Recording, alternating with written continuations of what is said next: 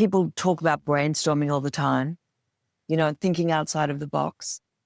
And then what I noticed was that everybody loved thinking outside of the box, and they would all come up with these great ideas that were really probably too expensive and no one actually wanted to do them, but they were great, like blue sky. And so I came up with the idea is like, first build a better box. Hey there, and welcome to the Parenting Reframe. I'm Albiona Rakipi, mom, parenting coach, life coach, and someone who has spent over 20 years helping families navigate the wild, wonderful world of raising kids. But here's the thing. This podcast goes deeper. It's not just about parenting tips, it's about personal transformation, because parenting our kids also means learning how to parent ourselves. From fear to creativity, from disconnection to deep connection, this is where growth gets real. I'm so glad you're here. Let's dive in. Today's guest is Judith Kerr, the president and the publisher of the HarperOne Group at HarperCollins. Judith has had a beautifully nonlinear path. That's part of the reason why I wanted to talk to her. From growing up in rural Australia to becoming one of the most influential figures in modern publishing. You guys know I love to read. You guys know I'm a writer at heart. So when I had the chance to talk with Judith and have her on the podcast, I knew I wanted to talk to her about what it means to really inner parent ourselves, to mother our creativity and our passion projects into the world. She really has spent decades mentoring authors, championing transformative stories, and bringing to life books that help us understand who we are and who we're becoming. What I love most about Judith is the way she talks about publishing as an act of care, how nurturing an author or an idea mirrors the way we parent, with intuition, patience, and a willingness to let things unfold.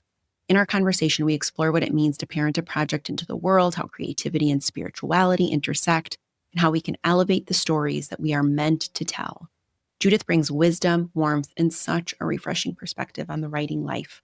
I'm just so excited for you guys to hear this conversation. I've been a fan of Judith's work for quite some time, and I really appreciate her take on not just creativity, but just really her story has so much that we can learn.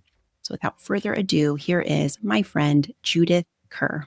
Hi, Judith. Thank you so much for being here. This is a real kind of pinch me moment, an honor really, because I have been a fan of yours. I've had the pleasure of meeting you, but also I'm a big reader, and I've certainly read several books that you have had a hand in bringing into this world, and books that have really lasted and stayed with me. And so, the audience knows this, but I talk a lot about parenting as really an internal journey, a personal journey, a spiritual journey. There's this sweet spot where parenting and life intersect, and whether you have kids or you don't, we will all parent something in this world or multiple things in this world. So I really kind of zoomed the camera lens out. A lot of my writing looks at these tenets that I call my parenting process. So I was excited when you said yes to come on, because I knew you would have so much to share in terms of all the things we can parent into this world and really leave a lasting impact and really serve those around us. So welcome, and thank you so much for being here. Well, and thank you so much for inviting me. I'm very excited to have the conversation with you. And it's a subject that's very close to my heart, and one that particularly as women who don't have children, it's always kind of a kind of little minefield sometimes about talking about parenting when you're not a biological parent. So it's very happy to see where our conversation leads us today. Oh, I appreciate that so much. I think it's a really important point. I work both as a parenting coach and I also work as a life coach. In part, it's like more around this idea of like, I was describing this to somebody else, but we use the term reparenting a lot, and I think there is value in that term, and I'm not saying I don't use it. But for me, what I like to think about when I'm helping people through whatever the circumstance may be is really an understanding that we have an inner parent and that parenting doesn't stop. Wow. So even in the absence of having children, if you were parented by your own parents to a certain point, and then somehow culture tells us that, then you're done being parented and you're just off, right? And I feel like that process still is required. And so then I think that baton somewhere gets passed to that higher self in us, our wiser self, and that really steers the ship if we can allow it to. So I love that you're mentioning that because, for women in particular, I think there is always the question of, do you have kids and how many, and we kind of lean into these very, scripted questions of like, are you married? What do you do? How many kids do you have? And I think to myself that like we're richer than that. Our stories are more complex than that. We're more nuanced than that. So whether you have children or not, and that resonates with you, I hope it does, we are allowed to live these really rich lives. So I'd love to start at the very beginning. I know you were born in South New Wales, correct, in Australia? In New South Wales, yes. New South Wales, thank you. And I was born into a family. I was the number 4 birthed. And then there were 3 others to come very quickly after me, making a total of 7. And my mother, before she was married, she was an obstetrics sister. And so basically she just now recreated that at home with a nursery. She had 7 children within 7 years. So basically she brought her work home with her in a sense.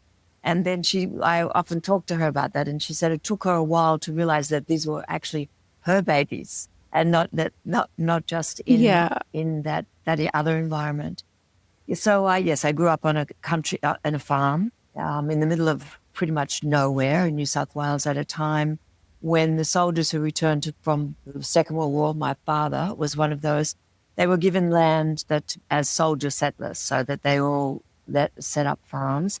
And he was born from a long line of a farming family, so that was a natural progression for us. By the time I was went to go to school, we went to a one-teacher school in the local district, and most of the pupils were just from our family. And so when we decided to move closer in towards the city and a more populated area, the school closed because all the students left, pretty much. So your whole family. Yeah. That was the beginning of a journey. And now I went to school in Picton in New South Wales, further away from where we lived at Taukara. And I went to the convent, St. Anthony's Convent, till I was a high school age, and then went to the local public school. The system is slightly different there than it is in the United States, and the state controls all the schools rather than the individual districts.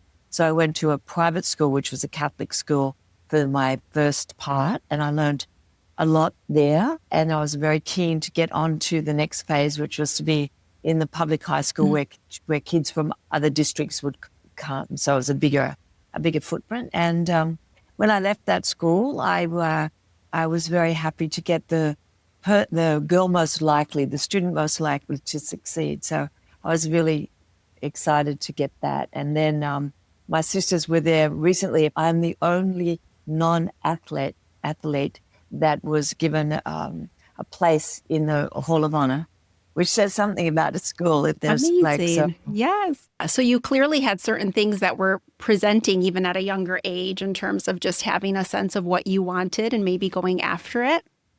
Would you describe yourself? How would you have described yourself as a child? Because you had this a very interesting experience to go from a very kind of rural, the majority of your classmates are your siblings, to this much more sort of populated school with diverse voices. And it probably speaks to a lot of the work you do today. So it was interesting. We didn't really have cameras when we were growing up. And then we had an aunt who would come and visit sometimes. And recently my sisters were with our cousins in Australia commemorating our mothers who had all passed. And they exchanged all the childhood photographs with each other, from which we were all included in many of the different ones, which we didn't know existed. And there was a photograph of me on the farm. I was always sent out into the paddocks with my father, and a keen to do so. And I'm there as like 3, I think. I've only got one shoe on, and I look like I'm very happy to be there. And when now as a much older person, I looked at that photograph and I thought she would be quite happy with how we've ended up. So I was very pleased to have that kind of like little moment. So that core of me, which is basically, I was very good at telling stories and, convincing people of various things, and always energetic and happy to do stuff and organize things. And, at school, I organized the raffles and the kids and, so I had that natural kind of ability. And I guess that's helpful when you're in a family of a lot of children. Yeah. And your parents sort of need a little bit of help getting people sorted out. But always, so I feel like those characteristics that there have grown, and I was lucky enough to be able to not have them parented out of me. which can happen sometimes if you're the kind of active one, because that's actually what I think my success has been propelled by, that ability to be able to tap into that and have a little empathy with people, but not too much, so that you go down the well. But so I was very lucky. I had a very happy childhood, and I'm still a close family. I've got all the others in the family went on to have, I have 18 nieces and nephews, and I have 33 great nieces and nephews. And I know who belongs to who and most of the names, but not like. And then, so it's really nice to actually have a lot of relationships with different ones in different phases of their life. They go in, you're needed more at certain times than you are at others. And it's really, I've noticed that with young women, it's sort of like between, the adolescence is really 13 to sort of 16. And then again, when they're starting on their life's journey, like 24, 25, there's not that much, mentoring or kind of reference points that women of that age have access to when they need it. And so an aunt is a really useful one, whether you're literally an aunt or just metaphorically speaking. Yeah, absolutely. Yeah, I remember we'd spoken about that a little bit, and I was telling you I have a large Albanian family, and my kids have been very blessed and lucky to have several aunts and uncles. And, it actually brings us a lot of calm, my husband and I, because we know they're very loved, and there are a lot of people they can go to outside of us who we know would guide them, and they could really lean on them. And I was telling you, I feel like there's not enough applause for the aunts and uncles. Yeah. Like there's not, I think we need to celebrate them a little bit more because it's a really special role and it's not quite the same. I think when my kids were younger, my husband and I said, let's kind of name a couple of people as they grow and maybe find themselves in situations that feel maybe a little bit challenging, that are not you and I, because sometimes it's just hard to go to your parent, but people that we know would take really good care of them and they could go to them really in a safe way. And that was a really great decision because I think there is a different connection, a different way of communicating. You can bring a different essence in terms of like you being an aunt to your nieces and nephews. And now you're great nieces and nephews. So I think there's a lot of beauty in that nurturing. And that makes me think about your career. Were you an avid reader? Would you have described yourself as somebody who really enjoyed storytelling that kind of took you to the publishing world? Or how does one sort of leap I know it's very nonlinear when I learned about your story. And I loved that actually, because I think it probably really helped kind of make it a really rich experience for you, but share a little bit more about how that came to be. I've always been a big reader. And, like when you live in environments where there's not a lot of like formulated entertainment, but entertaining you have to formulate for yourself.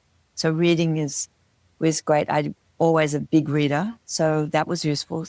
But one of the things, because I grew up in a household that really didn't have many material resources, like financial resources, enough, but nothing sort of extra. And so if I wanted, my mother always would say, you can have whatever you want in this life, provided you get it for yourself. And that was like, all I needed really was permission. It's like, okay, no rules or regulations around that. So I was very entrepreneurial as a young person. I bred guinea pigs. The kids at school really liked them. So therefore I would sell them to them, and then I would move on to something else, and there would be always something that I could do. Or we lived in a town where there was a lady who had a sort of a junkyard, and they would buy anything. And so there was much to be collected around those small farms that nobody appeared to want, that you could have and transport it there and sell it. So I always had a little bit of pocket money, which was really interesting because that made me ambitious to have employment that would compensate me. So I could kind of, I understood the power of the purse from a very young age. I love that. Yeah. And I think just how liberating in terms of like your mom's advice of like, well, you can have whatever you want. You just have to be the one, right? And so it almost puts you in that driver's seat, and it becomes, instead of feeling limited by it, I think it's a really kind of limitless way of approaching things. And you can see how you really took it to heart, and you're like, oh, there's a lot in terms of opportunities here. So And then after I left school, I had a cadetship at Grace Brothers, which is a department store, not unlike Saks or Bloomingdale's. And they had these cadetships so that you would apply and they would pick sort of, 40 out of all the applicants each year, and you would do night school, but then you worked through every single department over a 3-year period to learn everything about retail and retail management. That was fascinating. I was quite good at selling things in the department stores. And then I decided that I wanted a car because I lived in Sydney and there's no way I could afford a car. No one was going to give me one. So I applied for a job as a trainee traveling salesperson because it came with a car. So that was great. But I was very lucky because I learned a lot by doing that. And you'd have to go and cold call in pharmacies, and I was selling aftershave lotion. And then that morphed into Christian Dior perfume and cosmetics. So it's sort of like, you start off, and if you are good at doing a transaction or being able to describe something and the experience that people will have using it, but they have to buy it before they get to use it, which is not unlike reading a book, then that's a skill that has held me in good stead all the way through. Amazing. Yeah. Even as you're describing it right now, I was thinking these are all the tenets of like really good storytelling, right? Is being able to help people feel seen, being able to explain where the need is and how this will solve something for you. And often when we are reading a book, we're very much looking at it to sort of answer a question in some instances, or to provide guidance of some sort, or to just get lost in a very beautiful story. So you can see it kind of coming together. So you have this very entrepreneurial sense about you. You're obviously had a knack for sales, which not everybody does, but I would say there was probably a part of you that understood, I think, to really sell with integrity, it requires empathy and really understanding the other, and really thinking about where can this transaction serve a need. And so I can see where all of those dots are connecting. And so then how does that take you from there? And I think was it Amistad Books? Did you first start that? No, I started in publishing it in Australia at what was Transworld. And what happened was I was working for Dior, I did their publicity. By the time I went through the apprenticeship, I ended up being the press delegate for Christian Dior perfumes and cosmetics for their Australian operations. Had a wonderful boss who's still a mentor to me all those years later. But I had run out of things to say about lipstick. Yeah. And I'd been introduced to the world of publishing through friends. And I saw an ad in the paper, and they were looking for someone to come and be a publicity and promotions person for this company that was standing up as a publishing arm, which was an American and English company. And I happened to be visiting my grandfather at the farm, so I was 300 miles away from the city. So I sent a telegram, it was way back when, a telegram which said, please don't, because I was away, please don't hire anybody, at least until you meet me. Anyway, so I got an interview out of that telegram, and the rest is sort of like I developed up through there. And then 17 years later, some American publishers, Random House, came and asked me would I come and work in the United States with them, which I did. So now that was like 30 years ago. Wow. Amazing too. Just such confidence to be able to email and go, they have to meet me first before they make a decision. I love that. I really commend you. I mean, this is again back to like what we were talking about at the top of the recording, but as women, sometimes we're told to, stay humble and, to not necessarily claim what feels like yours, and to be discreet and and all these things. And so I think we need stories, and we need to hear stories like yours, because it reminds us that, like as your mother said, that you can have anything. It just has to be, you have to do it. And it's interesting because there's a bit of a cultural shift between Australia and the United States. And so in Australia, you would deflect a compliment, oh, no, it wasn't really me. And then when I got to America, then I realized that if you say that, they'll believe you. So you have to, because it's not that culture at all. So that was something that was a really quick learning point for me. It's just like, you have to own it. If you did it, you own it. Whether you did a good job or whether you did a less than fabulous job, you still have to own it, because people will take that to mean that that's what you did. But in Australia, you would be perceived as being a little kind of obnoxious if you lay out what your talents are too broadly, too specifically. So I learned that one fast, which is just as well, because I realized that they believe you when you say, "Well, it wasn't really me." I say, "Oh, hang on a second, I have to change. I have to reform that opinion." And as I've grown too, through I've been in publishing now here in the United States for 30 years next year. That it's really important to teach those lessons to the people you work with too, because it helps to understand we all come from different backgrounds and different perspectives. So if there's these sort of lessons that you get or that you exchange that information, no matter what level you are on. And so that's been very useful. Can we jump to that and kind of share a little bit about, a lot of what you do at HarperOne is, well, one, I mean, I just commend you for bringing such beautiful, pieces of work into the world, right? Things that really look at spirituality and meaning making and really looking at a way through. I love so many of the books. How do you guide authors who might be, I'm just thinking of like the way I want to describe it, like an author who might be trying to really usher in a new idea or something completely original or abstract in the sense that it might just be hard for the audience to get their head around. And I'm sure with that, anytime we sort of have a creative pursuit, there is vulnerability that arises. There's natural feelings of inadequacy or if there's self-doubt or who am I to speak on this? And in the work, that you do, I know authors that you've helped. And so I'm curious, what sort of aspects, you have so much that I'm already thinking about in terms of what you've already described, but what comes to mind? Like, how do you nurture those authors in a way where they can still do that with integrity? Right. Well, that saying, it takes a village to raise a child. It actually takes a village to publish a book. So it's sort of their intersection. There's a natural intersection between like the creation, the gestation period, if you like, and then you've got to let go of it. You have to let it go and have its own life. When the book is published, it's actually leaving you. There's a lot of kind of emotional insecurity that can happen during the course of the book process. So it's important to make people aware of that ahead of time because it's such a solitary process to begin with, to do the work. And then you have to hand it over and then somebody else is going to actually dress it differently than perhaps you would have. And you have to be able to have a dialogue that ultimately creates the best version, but it's still the author's property. But then what the cover is going to be like, how we're going to describe it, and to make sure that people understand that we're getting it ready to leave you. So we're like the middle school, I guess, if that's...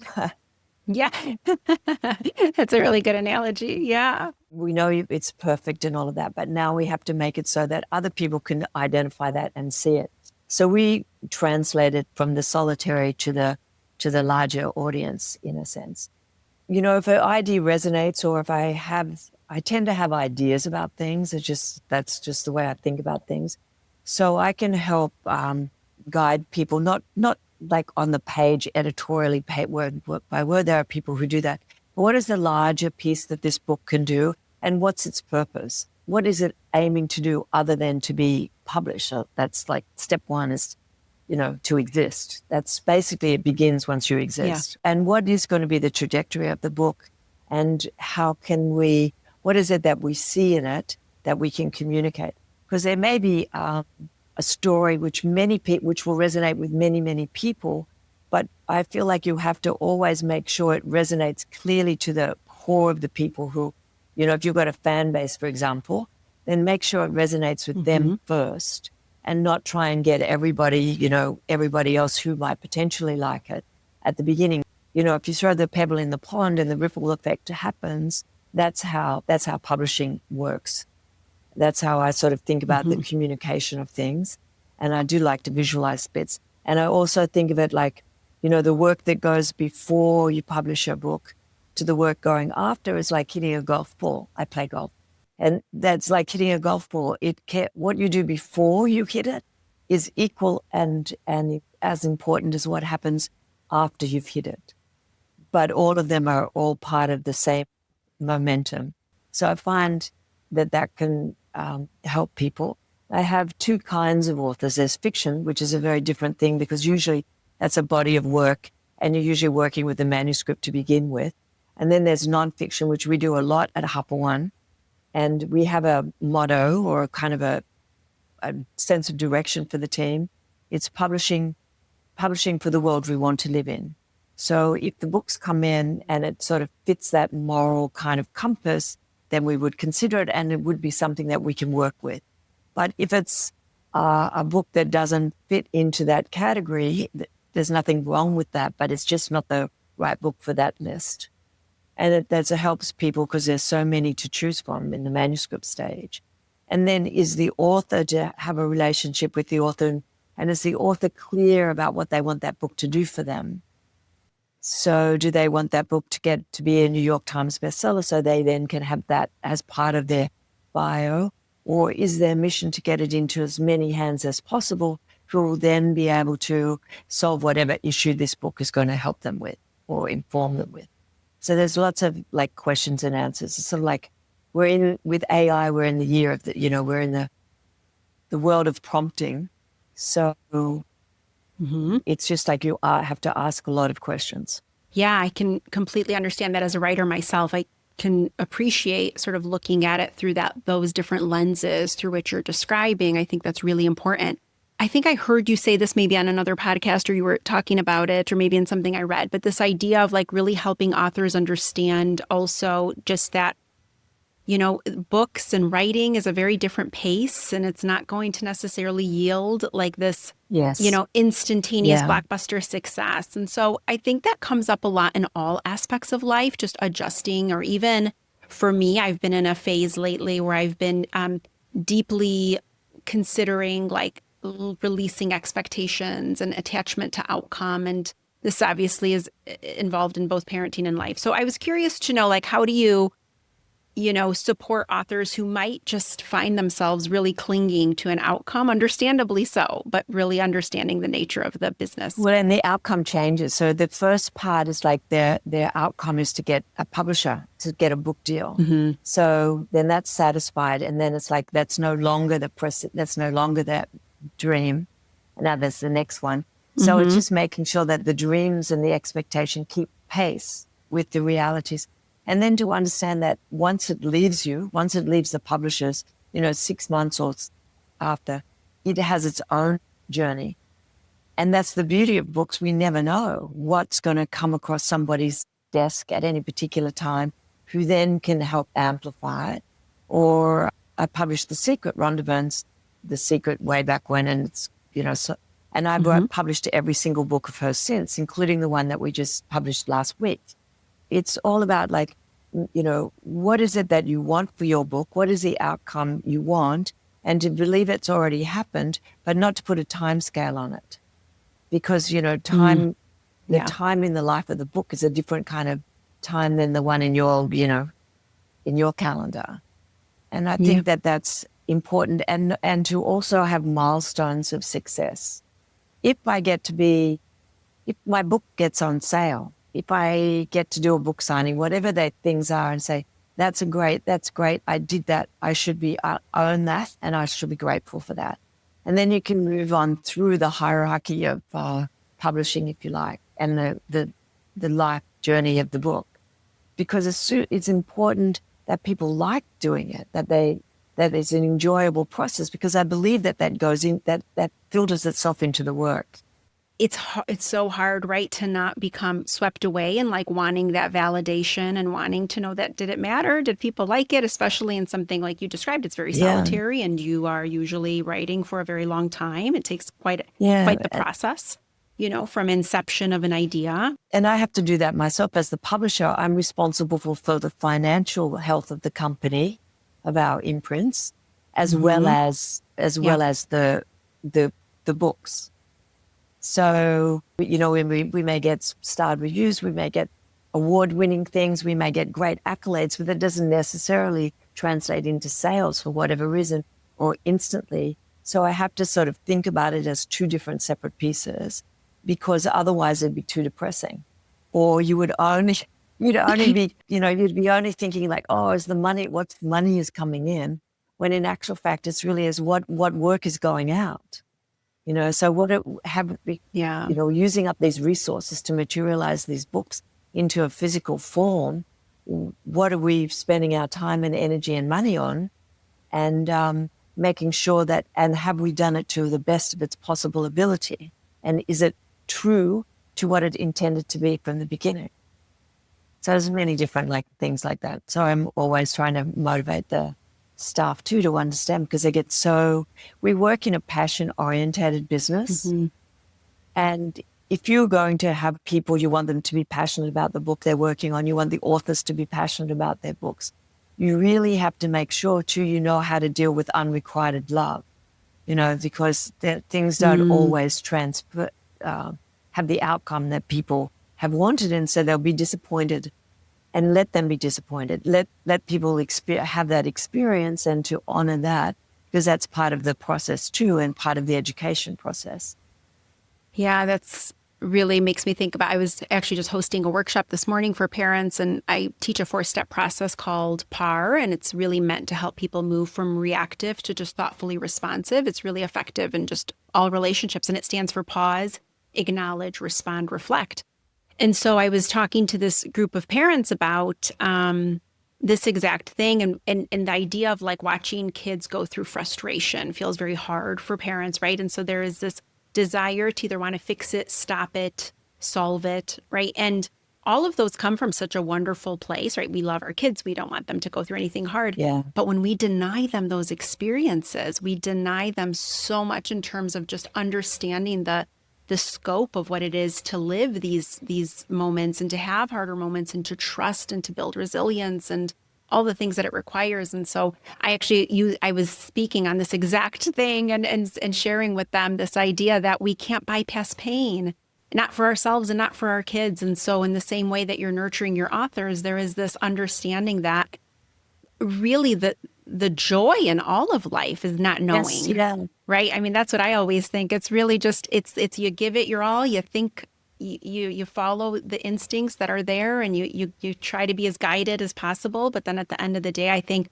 part of that is just releasing it and seeing now show me the way, where to next. And exactly. So I can appreciate that. And I can also appreciate how hard it is to be able to be the messenger on something like that. It's just a hard thing. We just have to get through it. And so, but it's important that we create those spaces where pain and disappointment are allowed and can be felt and can be expressed. Because I guess just as a rainbow has all the different colors of the spectrum, it's the same thing with emotions. You need to experience all of those emotions to be able to see the totality of it all, and to choose one that you want to have more often than others. So. Yeah, absolutely. Yeah, to your mom's point too, being able to choose is really important. I remember when I've shared the story before, but my daughter, when she was younger, we had lost somebody in the family, and it was untimely. And anyways, we had been sad and working through it. And she said to me, and she must have been maybe 7, and she said to me, I just wish I never had to feel sad. I wish we could just always be happy, never sad, And I understood it through the lens of a child. And I said, I get that, and I was just listening. And then she stopped and she thought, and then she said to me, but if we were never sad, we would just never know how good it feels to be happy. Right. Very smart. Yes. Yeah, exactly. Which is true, right? So it's the beauty is in the contrast, and that's always hard. It's not what we want to hear and know, but at the same time, there are those moments, I've written on this on my Substack, but just being able to express gratitude for discomfort, if you can just start there, and just, even though it feels terrible and it feels so counterintuitive, to just say, thank you for this moment that I'm going through. Although it feels hard, I trust that I'm being supported, held, guided, whatever words speak to you. But that can often just bring you to at least center you a little bit, so that you can then, like you said, make choices that might be more in line with what you actually need in that moment.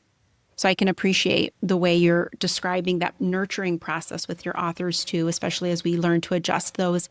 And like you said, there's micro expectations throughout. First, I just want the deal. Then I want the book to resonate. Then I want it to be on the New York Times bestseller, right? We just keep moving that goalpost and wondering, when does it get to just feel like enough, or at least satisfactory? Well, and when it does happen, to feel happy and grateful that it did happen, rather than to start worrying about when is it going to go away. Yeah. That idea of like Brene Brown talks about like foreboding joy, right? Like just we're so afraid to be completely happy or in sheer joy or bliss because we're certain that, someone's going to pull the rug out from under us. So I think it's a lot in terms of just managing and balancing those things out so we can really feel it all, I think and I always say I've worked with kids for it's been 23 years, I think. And I've said I've worked with both neurodivergent children, neurotypical children, and they've been my greatest teachers. And in part, it's because they really are present and they are fully in those feelings, and what might seem like too much for us as we guide them and support them through. If we can just take that as a reminder to really still ourselves and be able to really be in it with them, I think it speaks so much more to our capacity to really hold more and to teach our kids how to do the same. So, yeah, and I'm sure these are all themes that arise with a lot of the work that you do as well.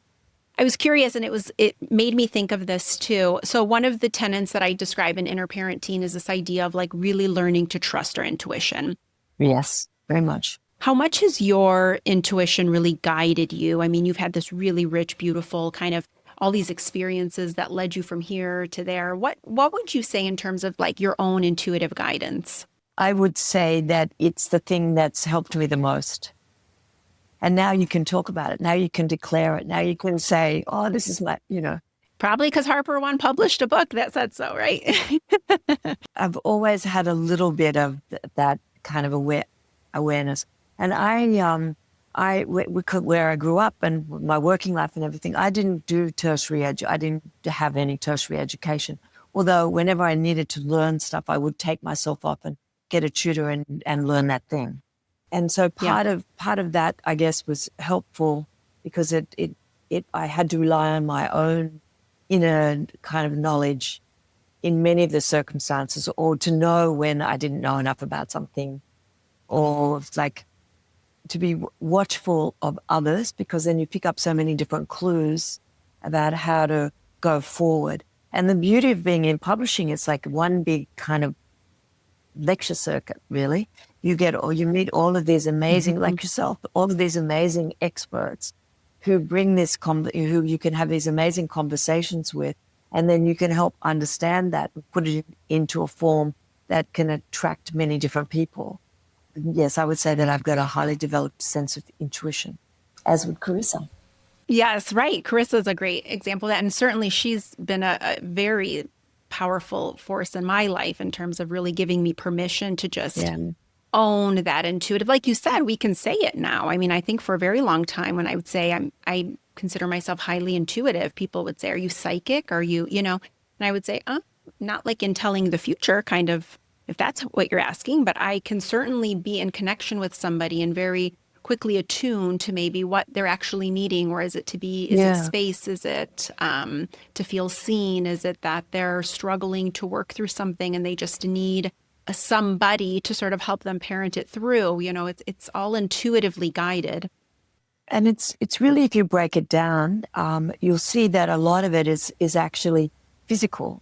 I'm just republishing a book called The Gut, and it's everything about your gut, and it's beautifully done by a young woman, Julia Gilders. And in the gut, there's all these receptors, there's all those biomeans. And if they get out of balance, you start to feel off a little bit. And when you feel off, you don't think in the same way, or you have a feeling that your stomach is upset. But it's a feeling, it's not knowledge. It's sort of, you have to start to listen to every part of your body. And there are 39 different senses. I just published Dr. Tara Swartz's book called The Signs. I loved it. It's wonderful. Isn't she wonderful? Yes. Well, my intuition was that she is somebody very special. And I published her first book too during the pandemic. And then it just sort of went on and grew and grew and grew. And she's a neuroscientist. So therefore she puts the scientific in with the intuition and with the practical and with just us paying attention to everything. All of the knowledge that we have that we forget is there literally at our fingertips or on our fingertips when they tingle. People say, when something resonates with them, they don't describe it as an intellectual flash. they describe it as a physical. They say, oh, I got goosebumps over that, or, I'm tingling, or things like this. So they're all intuition. And sometimes it works and sometimes it doesn't, but it's all experience. So you got to make a decision. So you may as well use whatever decision-making skills are at your service when you need them. Yeah, I love that so much because like I said, I've recently started to just be able to say, like, I am intuitive, or I allow my intuition to really guide me. Or there have been multiple times in life where I've made a choice that maybe on paper felt not very thought through, but in actuality, it wound up being exactly what I needed. And it guided me into the next phase and next chapter. So I've always been very aware. I would say, like you described yourself to as a child, even as a child, and knowing that there's more to what we're seeing. There is this whole space around how we're all connected, and with nature, and just the way you can take two vastly different people who might just see the world very differently, and you can place them at a beach during a sunset, and they will have the same experience and that same sort of knowing and that same reverence for something bigger than themselves, or the awe of nature, or, anything along those lines. So it's really interesting. But I agree with you. It's like you have to sort of test it and see and follow it. And then sometimes even when you think it's wrong, I still argue that it probably is right. You just don't know it yet. Right? Yeah. I know. I sometimes I think, well, I really don't want to do this. I don't want to go to this thing. And then, of course, it was the most important thing I should have gone to. And it's sort of like, maybe sometimes you get that opposite feeling, that a strong feeling about it. And it's like you end up going, and then it turns out to be the best possible result. Yeah. Yeah. Oh, I've certainly had moments like that too. When you think about, like, because I think you bring up a really great point, it makes me think of Carissa's, like, in theory and in reality self that she talks about. But when you're balancing out sort of the financial piece of the running a business, and then you're looking at also wanting to usher in and birth into the world these really beautiful, meaningful pieces that we're not sure if they're going to resonate with, let's say, everyone.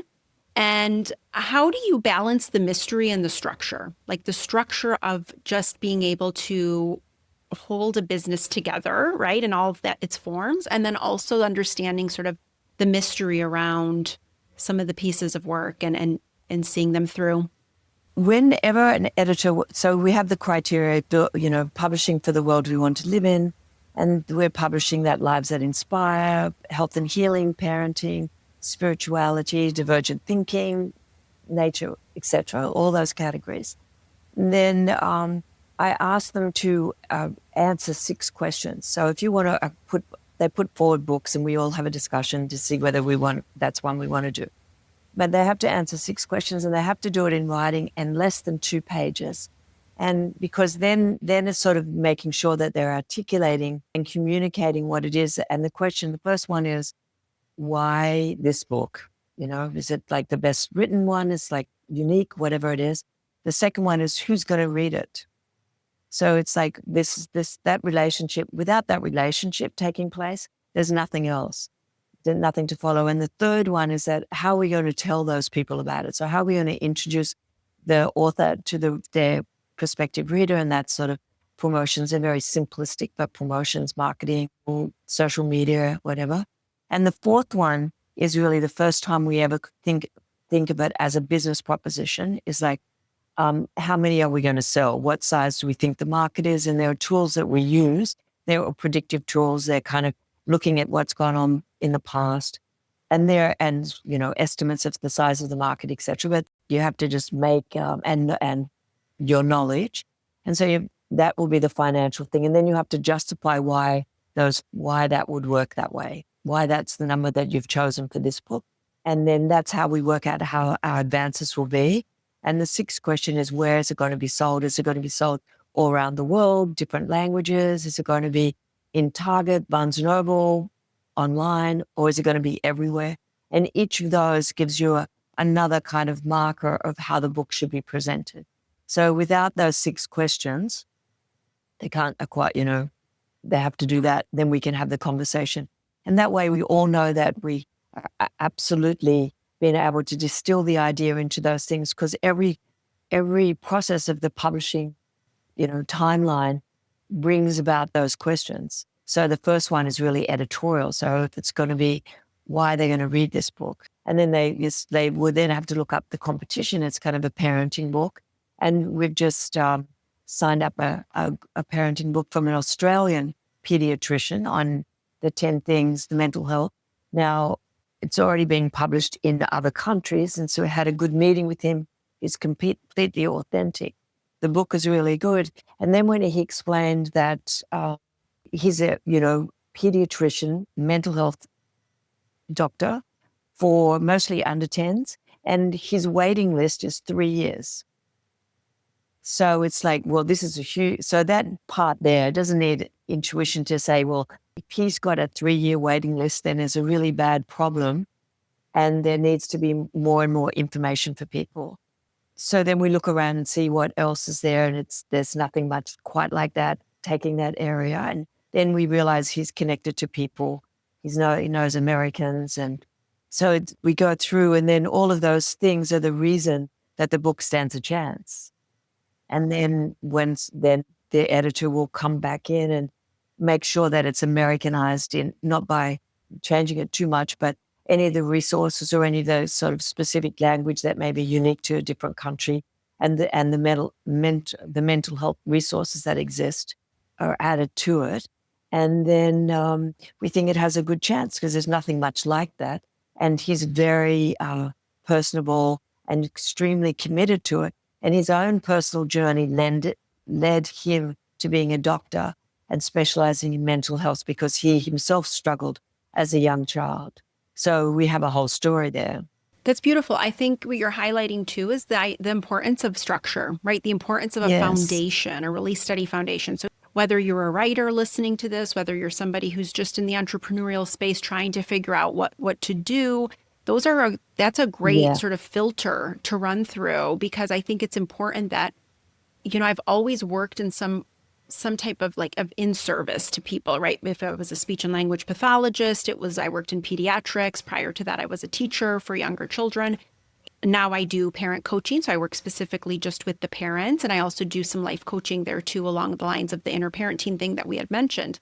And I think what's important to know is, how does this serve the greater good? How does this utilize my skill set or whatever it is that I bring into this space? And how can I benefit those that I'm serving? And I think when we lead with that, the rest just feels easier. But I love that you're putting it into this very specific structure, because I think people really, it grounds you, right? It grounds the information, as opposed to being like, I can be guilty of this myself, of but then there's this idea and that idea, and we can start to kind of go in a million different directions. So it's good to sort of see the way you parent that piece of that too, right? It's important that we have some organization and some structure with it too. People talk about brainstorming all the time, thinking outside of the box. And then what I noticed was that everybody loved thinking outside of the box, and they would all come up with these great ideas that were really probably too expensive and no one actually wanted to do them, but they were great, like blue sky. And so I came up with the idea is first build a better box. And if you everything that you can do that you can control, there's so much in publishing you can't control, but we can make sure that all the copy editing, all the book itself is as perfect as it possibly can be, that there's no errors in it, and that we package it and print it and all of those things to the best of the standards. Then we've got something that we're proud of, and then you can think outside of the box. But if you think outside of the box before you have one, you're just actually creating chaos. I'm going to write that down as soon as we're done. Build a better box. I think it's the most beautiful way of explaining that, in terms of, like you said, we always want to go outside of the box. Well, why don't we just build a better box and start cultivating the things within that are really needed? So I have a couple more questions. I want to be mindful of your time, but I have to ask you. So as we sort of parent our own stories, right? You've brought in so many, you get to sort of be this voyeur and watch, a doula, if you will, of people's stories, right? And so I know I have a dear friend, she's in her mid-60s and she's a doula. And I was speaking with her, and highly intuitive and really just very good in terms of what she does and how she really nurtures this process for new mothers. And I said to her one time, how do you market yourself? Do you just how does one find you? And she said, what's interesting is I was doing all these things, and then I just started to pray. And instead of asking for the mothers, I asked for the babies. Yeah. And she said, when I started to say the babies who need me, please let them find me. Yeah. She said, my entire calendar started to fill up. So that kind of speaks again to that idea of this unseen, right? And so I think of that as I'm listening to your explanations around these things, because you really are a doula for all of these stories. But then within that is your Judith stories. So what is one that when you look back at your life, that there's a story that you've been able to sort of hold with a little more compassion for yourself, or have a little bit more grace for yourself? So I was very, very fortunate to publish Pope Francis' book. And then I was able to go and have an audience with him and with 10 of my colleagues. And one of Father Martin, who's one of our authors, a great priest and fabulous man, he told me that when you meet the Pope, he likes to hear a story. And it likes a gift, and he likes a story. So we're all around and we're nervous, and we were presenting him with his book. So I said, but on the weekend before, something had happened that reminded me of my mother. So I was thinking about her. And then I said, well, I know I have a story. And his book starts off when he was a 3-year-old in the kitchen with his mother banging the pots around. And that moment was important because that was when the Second World War was declared. So I said to him that our religious lives, our spiritual lives both began in the kitchen. Because when as I said to you at the beginning of the interview, I grew up in a farm. And so there were no churches there. I grew up Catholic. There were no churches. So the priest would come every 6 weeks. It would be to your house turn to have mass said in your house, and all the neighbors would come. And I was baptized at home over the kitchen sink. So I told him that story, and he thought it was hysterical because no one had actually told him that they had been baptized at the kitchen sink before. And it was very nice because everybody then relaxed, everybody laughed, and we relaxed, and we had a wonderful visit. And that reminded me sort of like my humble beginnings, as you know, in that space, were able to actually make Pope Francis laugh. So that whole kind of journey was it's really like, and everything in between. And that was kind of honoring the way I was brought up and respectful of all of the things that had happened in between. And so at the end, I asked him when we were having the blessings, I said, could you bless everybody I've ever met, everybody I'm ever going to meet, and everybody they meet? And he put that in the blessing. Oh, that's beautiful. So it's sort of like, that's the beauty of being in publishing. So I'd say that's and then the postscript of that story is that the Vatican approached us, 4 months ago and asked us would we publish Pope Leo's book. So we just announced on Friday that we're doing, and it's called Peace Be With You. And it's about how to bring peace and community into this fragmented world. So I think that all of that publishing history and publishing ability has led to this moment. So I think there's a really nice point to be able to do that. And now that people are skeptical, and our HarperOne imprint is an imprimatur, literally, to say you can trust what's in this book because we're putting it together. It really is Pope Leo's thoughts and prayers and things. And here we are presenting it to the American public in February. Amazing. Well, congratulations. That's unbelievable. And it's so wonderful and well-deserved. I think when you're describing that story, it just makes me think of whether you are the Pope or you are a girl in a farm, right? We have these human experiences and stories that really unite and connect us all, despite what the sort of the suit might look like and what the external presents as. We have these connective moments. And I think that's what you do so beautifully. I think whether you maybe would say it or not, I think intuitively you are hearing and knowing what collectively we need to hear and what we need to read and what we need to experience. So I think there's some magic in that. And I think I for one, am very grateful. And thank you for those nice comments. Oh, you're so welcome. Where do you think, like moving into 2026, we're recording this at the end of 2025, What do you think is needed? What do you think the collective need is from a publisher's perspective, having a sense of, because I think part of what you get to do, Judith, is you're almost like this umbrella over all of this consciousness and kind of going, where can we, like, where do we need to kind of come together? Where do we need to grow? What's next? So one of the things I'm focusing on, at least for the first 6 months, and because I've got that all in order, is experts. So we have this wonderful book by a woman, by Dr. Eliza Port, and it's called Breast Advice. And it's like, it's how to have healthy breasts. And it's real women, real stories. She's a doctor of oncology at Mount Sinai. But I wanted to have real books with real health information by real experts, that there's no doubt that all this information in this book is untampered. And then we're also publishing it in Spanish. And because we have the Spanish program, we have the African American program, and HarperOne, I have women from all different racial backgrounds reading through the book to make sure that the information is going to resonate for all women and not just a particular group of white women. So it's really important that that's information. So that I would say that, and a few others like that, where we're looking for real experts that are credentialed, you can trust, that are great communicators, and whose life work is contained in the pages of those books. That's beautiful. Yeah, it makes me think of, I wanted to get to this too and just ask you a little bit about Girls Right Now. You serve on the board of that, and it made me think of that when you were describing sort of, casting a net where we're inclusive. And I know that's a lot of the work at HarperOne too, with really putting multicultural voices and diverse voices in the forefront, which I can so appreciate. Tell me more about Girls Right Now. Girls Right Now, and it's WRITE, Girls Right Now.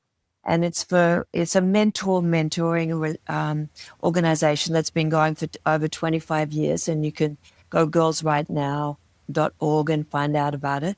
But it's mentoring the match mentors who are 25 and over with mentees that are 14 to 24. And they're mostly female or people who present gender presenting female mentors that then work with them for 1 year.